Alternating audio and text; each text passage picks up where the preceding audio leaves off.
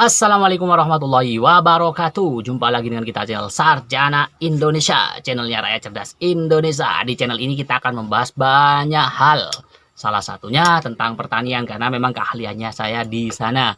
Tapi bukan berarti kita menutup kemungkinan untuk membahas hal-hal lain ya. Jadi mungkin ada hal-hal yang menarik yang perlu akan saya sampaikan. Saya akan buat konten, akan saya sampaikan.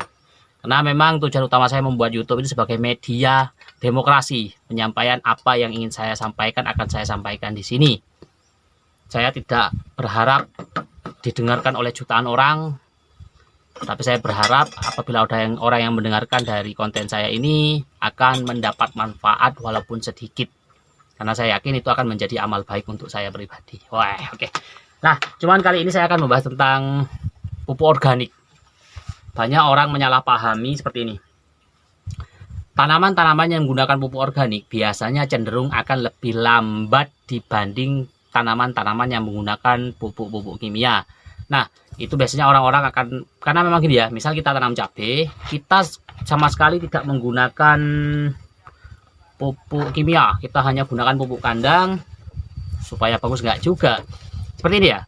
Pupuk kandang prinsipnya itu adalah pupuk yang digunakan yang berasal dari kotoran hewan. Seperti itu ya, dari kotoran hewan digunakan untuk dicampurkan pada tanah pertanian kita. Seperti itu. Dan itu kegunaannya apa sebenarnya? Pupuk kandang itu tujuan utamanya bukan untuk memenuhi unsur hara yang ada yang dibutuhkan oleh tanaman. Tujuan utamanya yang paling penting dari adanya pupuk kandang adalah memperbaiki struktur dan kontur tanah itu sendiri. Dengan adanya pupuk kandang, tanah yang digunakan terus-menerus sebagai lahan pertanian, tentunya dia akan mengalami penurunan kualitas. Misal seperti ini, kita baru buka lahan, kita lakukan penanaman, biasanya di fase-fase awal penanaman, di lahan yang baru buka, ditanami apa saja hasilnya akan maksimal. Tuh. Tapi tetap melihat faktor-faktor lain ya. Namun pada periode kedua, itu biasanya cenderung akan lebih kurang bagus atau cenderung lebih menurunlah kualitasnya. Nah, itu apa penyebabnya? Yaitu karena memang kandungan tanahnya sudah mulai berubah. Tanah yang sering dimasuki bahan kimia, dia akan berubah secara teksturnya.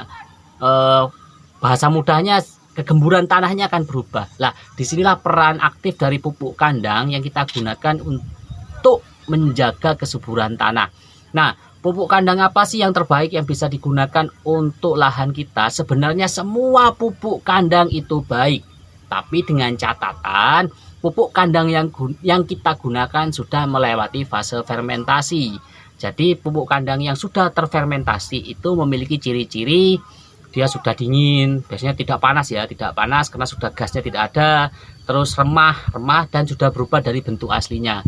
Misal kotoran kambing, kotoran sapi yang bentuknya menggumpal seperti itu, tapi dia sudah bisa digunakan ketika dia sudah remah, hancur, dan bentuknya warnanya mirip-mirip tanah, dan itu digunakan untuk mencampurkan ke tanah kita. Nah, pupuk kandang itu karena dia disebut pupuk organik, dia tidak akan instan. Misal kita sebarkan sekarang, efeknya akan kita ketahui pada musim kedua. Misal sekarang kita tanam cabai, kita sebar pupuk kandang, kita sebarkan rata sudah di tanah kita, efek dari pupuk kandang itu akan terlihat pada musim selanjutnya. Karena memang lambat sekali untuk pupuk kandang. Nah, itu. Nah, perbedaan kalau pupuk kimia misal kita kasihlah mutiara, NPK mutiara hari ini seret, 2 atau 3 hari sudah akan terlihat perubahannya pada tanaman kita. Oke, karena apa? Dia akan cepat terserap oleh tanaman, tapi dampak negatifnya akan terlihat di musim tanam selanjutnya. Nah, perbedaannya di situ. Nah, untuk mengakali itu agar kita bisa mendapatkan di musim ini mendapatkan tanaman yang cukup kebutuhan unsur haranya, di musim depan juga akan tetap minimal seimbang lah dengan musim pertama.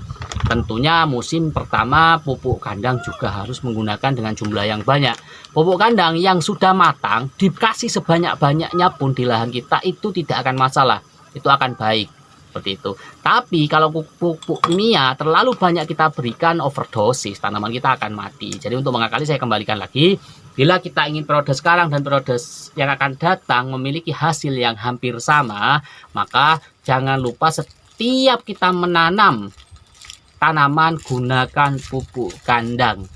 Saya yakin di kawasan-kawasan pertanian kita pasti selalu ada yang namanya pupuk kandang, entah itu kotoran ayam, entah itu kotoran sapi, entah itu kotoran kambing, itu bisa kita gunakan semuanya untuk disebarkan di tanah kita. Nah, itu sangat bermanfaat sekali untuk tanah pertanian kita, seperti itu. Dan yang kedua, mumpung membahas organik, hal yang menarik, organik itu tidak bisa kita terapkan secara tepat 100% di lahan-lahan pertanian yang bersifat umum. Misal kita ada hamparan lahan sebesar 10 hektar dan kita punya lahan dengan luasan hanya 1 hektar.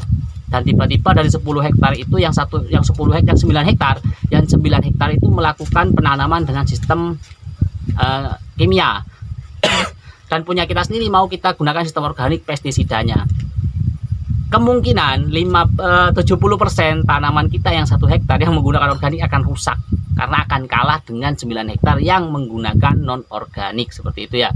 Jadi kalau kita mau menerapkan organik jangan menggunakan sistem seperti tadi di hamparan yang luas, yang lain pakai 9 hektar menggunakan pakai kimia, kita pakai organik sendiri, otomatis punya kita akan rusak sendiri. Kenapa seperti itu? Seperti yang awal tadi saya sampaikan, penggunaan bahan-bahan organik itu panjang fasenya. Kita aplikasikan sekarang, dia akan terasa 1 bulan, 2 bulan, 3 bulan ke depan. Kalau kimia kita aplikasikan sekarang, 1 bulan lagi sudah 1 bulan 2-3 hari lagi sudah akan terlihat hasilnya. Lah, oke. Jadi sebagai petani di sini saya tidak mengatakan bahwa Anda tidak boleh menggunakan kimia sama sekali atau Anda tidak perlu menggunakan pupuk organik sama sekali, tapi Anda wajib menggunakan keduanya secara berimbang.